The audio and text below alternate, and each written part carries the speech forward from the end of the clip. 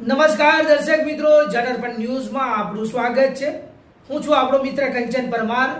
આવો આજના સમાચારની વિગતવાર વાત કરીએ તો વારસિયા પોલીસ સ્ટેશનના હદી વિસ્તારમાં લૂંટનો બનાવ।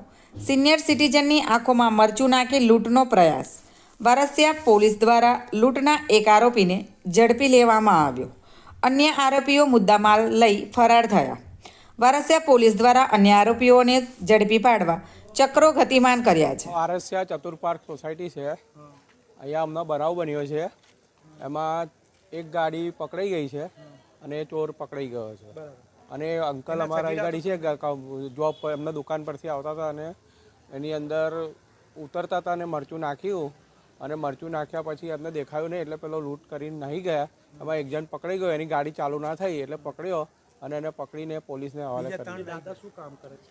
દાદા દુકાન છે, એ બહુ આપણને આઈડિયા નહીં। ગિફ્ટની દુકાન છે, એટલે એમનો જે બેગ હતી એ લઈને જ આવે। ઘરે આવતા હતા અને ઘરની અંદર જતા હતા, એ ટાઈમે દરવાજો ખોલીને અંદર આવતા હતા, તે ટાઈમે જ આ બનાવ બન્યો।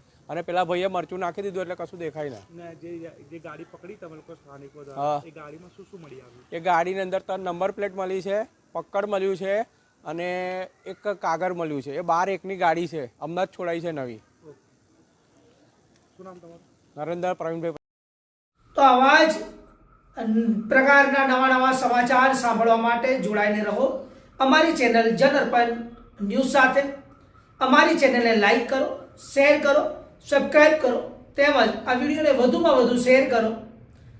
આપ અમારા સમાચારની સ્ટોરી સાંભળ્યા બાદ આપની પ્રતિક્રિયા રૂપી કોમેન્ટ જરૂરથી લખી જણાવજો, જેથી અમને ખબર પડે કે આપ અમારી સાથે જોડાયેલા રહો છો। ધન્યવાદ, નમસ્કાર।